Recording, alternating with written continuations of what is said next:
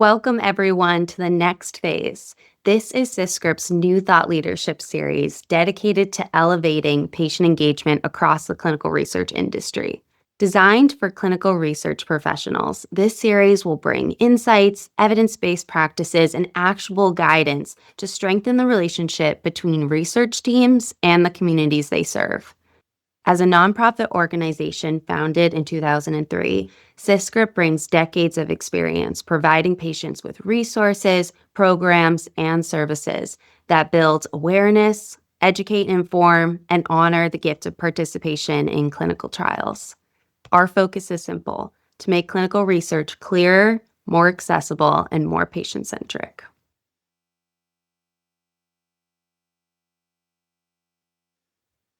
Today, we're going to be talking about considerations for the use of AI in the creation of lay trial results. As AI advances, it offers benefits for developing lay summaries, but also introduce risks that require careful oversight.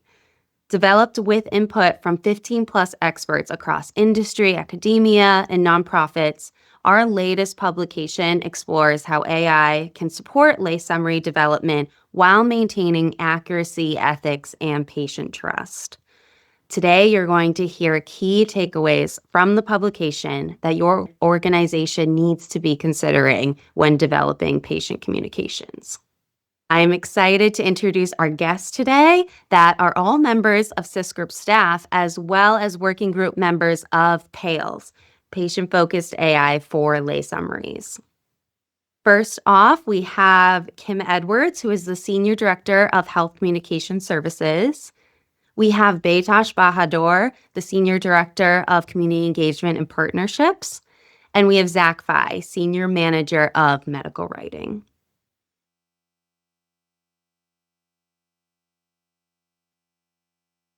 Well, I think we can all agree that we can't throw a stone without hitting a conversation about AI, whether it's at conferences we go to, whether it's with the partners that we work with, or internally at our own organizations. And of course, those discussions and the advancement of the use of AI in clinical research and clinical research operations has certainly advanced into patient-facing communications, and particularly the trial result summary or lay summary or plain language summary of clinical trial results. We know that a lot of organizations are piloting, adopting, adapting, or augmenting their processes to bring in the use of AI, large language models, tools really to help increase efficiency and ultimately potentially increase transparency of clinical research and the results for patients and the public. The broader regulatory landscape certainly did not and still does not address this specific activity within our area of clinical research. There are, of course, AI regulations that are in place or coming into place in the areas that clinical research is the most active in the EU, in the US. However, again, these never really addressed how would one utilize AI and AI-enabled tools to develop plain language summaries of clinical trial results.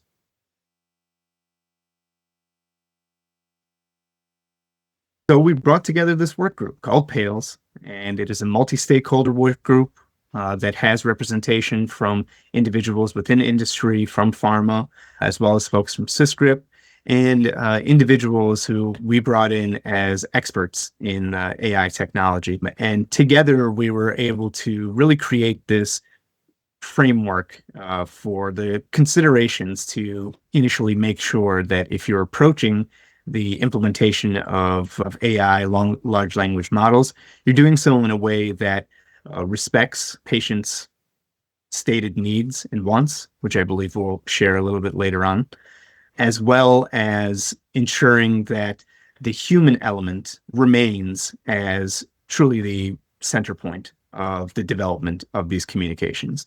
The scientific knowledge that's necessary for this, the knowledge around plain language and health communication and patient centricity, these are things that the work group felt are irreplaceable. But ultimately, we were really pleased to publish in the Journal of Medical Writing our considerations. And we believe that folks have been referencing that. We believe that it does help. It hasn't helped inform the individuals and functional groups that are working on these activities. And we do think that sponsors of clinical research, pharma included, of course, have advanced quite a bit in their internal planning, at the very least, if not in their piloting of these programs. And we're just pleased to know that most of those folks, if not all, and certainly everyone who was a part of our work group, have continued to keep patients at the center of the work and kept the human element in the loop.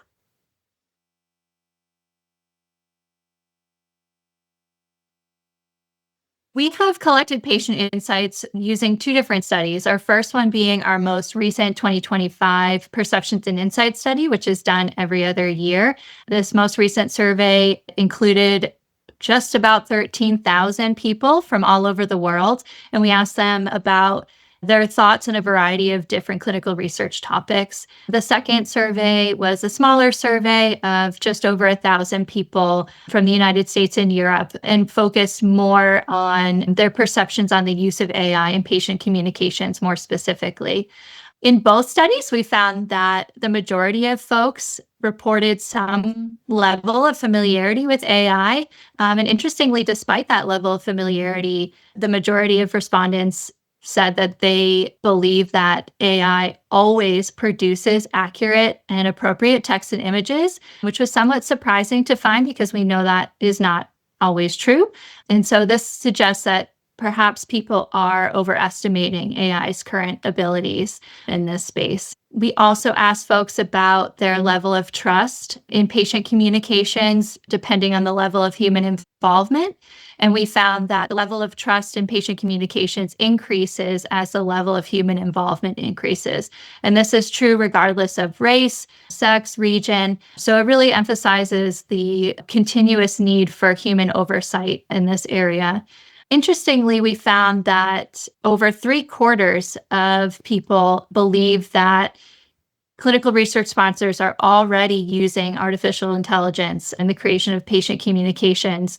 And the overwhelming majority in both studies, about 90% in both studies, found that people find the disclosure of AI use to be very important. So people want to know how AI was used, to what extent AI was used, whether that be in patient communications or in other aspects of clinical research.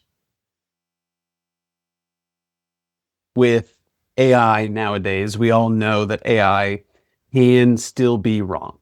Unfortunately, that's just the way it is. There are new models that do more, quote, thinking that can potentially reduce errors, but we still want to be realistic with everything that we make or everything that AI makes for us, and always check it for errors to reduce the possibility of misinformation and disinformation. Sometimes with these more, quote, thinking models, it is possible for them to say they don't know and potentially provide another prompt to the user to be able to enter more information or be able to give another source. But right now, the main issue with all AI models or using any sort of AI system is that it can potentially give you incorrect information, and that could be bad for your final product. Another consideration when using AI is about the implicit bias of it and making sure that everything that we're producing is culturally sensitive. One big thing that we know about AI models is that they are essentially programmed to give you the right answer. They're programmed to give you what you're looking for, and sometimes that can create a response that is potentially biased towards a certain amount of results or biased towards the source that you're giving it, or potentially something that is culturally insensitive to certain populations. So we want to make sure that the humans reviewing the AI are, of course, very aware of that, making sure to remove that when possible. Another consideration when you're using AI is about the promotional tone of AI. Sometimes the results or the information that AI gives back to us can be overly cheery or potentially overly negative. In that case, we want to make sure that the reviewer is making sure that the actual final result has a nice objective tone throughout. This is especially important for plain language summaries of clinical trial results, because we want to make sure that everything we're presenting is as fair and objective as possible. Another consideration is about data privacy. When entering any sort of information into AI, we want to make sure that anything going into the AI is not going to be potentially compromising any private health information. The last big consideration here is that AI is constantly changing. Just in the last year and a half since we started this working group, there are so many new things that have come out that it's difficult to keep up with them all. It's helpful to attend these conferences, discuss with your peers, discuss with your colleagues. Everyone who has any sort of information here can be helpful to put together and understand more of what's happening. But we also just want to make sure that we are aware that AI is constantly changing and that it's important to be refreshing our knowledge of what is available, what has changed, what AI can do for us now versus what it used to be able to do for us. And also making sure that moving forward, we're on top of those things to make sure that everything works the way it's intended to.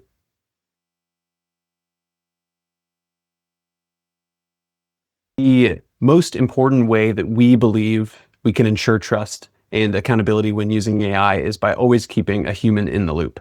By making sure that we have human reviewers for everything that AI produces, we can ensure that all of the potential downfalls of AI can be mitigated as best as possible.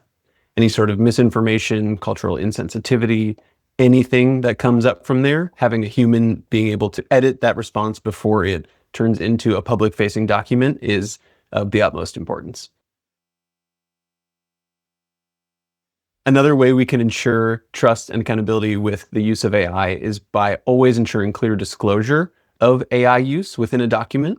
So that could take the form of a disclaimer at the end or beginning of a document, header, footer, something along those lines, just to explain how and when the AI was used to develop that document.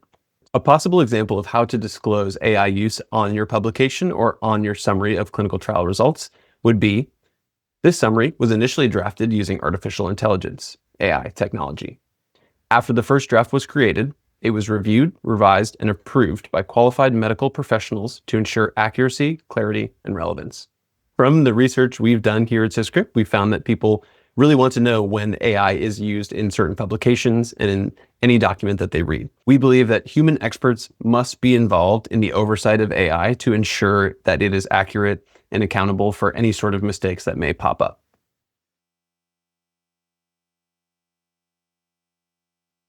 With regard to patient communication, specifically trial result summaries, we recommend that AI might be best utilized in the initial drafting phase.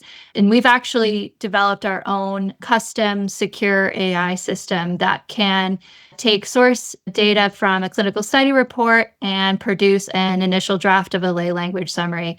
But with this initial draft, it's still required to have humans involved in the review and eventual approval before the lay language summary is released publicly. You would want appropriate subject matter experts checking data accuracy. So whether that's medical writers, statisticians, you'd want health literacy experts editing to make sure that you're meeting best practices there. You'd want appropriate graphic designers involved because we know graphics is not necessarily AI's strongest capability. And you've, of course, to the extent possible, want patients involved in user testing the document to make sure that it is accessible and appropriate for the target readership. So whether you're starting with a draft written by Syscript's AI or a sponsor's AI, you really want to make sure that you have the appropriate subject matter experts involved in the review and approval and ultimately held accountable for the content that is within the summary. Outside of the review of the summary, you also want the appropriate subject matter experts involved in the training of the AI technology that would be writing these summaries, as well as the ongoing governance. So should you have an AI created draft ready to go, we're happy to partner with you. We bring in-house medical writing, editorial, graphic design, user testing capabilities to make sure that your plain language summary is still meeting all of the best practices and will maintain human trust, which is essentially the goal here with plain language summaries, is to build patient trust.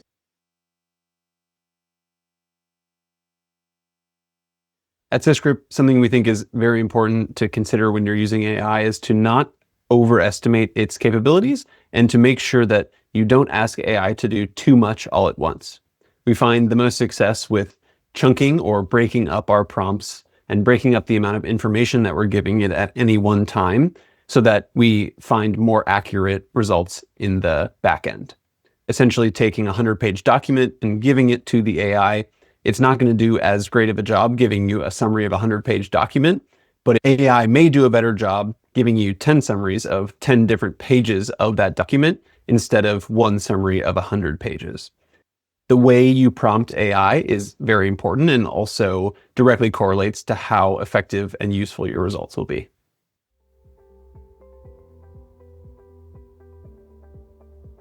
Prompt engineering is a critical new skill set that must be developed for using AI effectively. AI should complement, but not replace humans in the creation of plain language summaries. To ensure trust and accountability, disclosure of how and when AI was used to develop a document is of the utmost importance. Use of AI must not defeat the purpose of lay summaries, which is to increase understanding, transparency, and trust.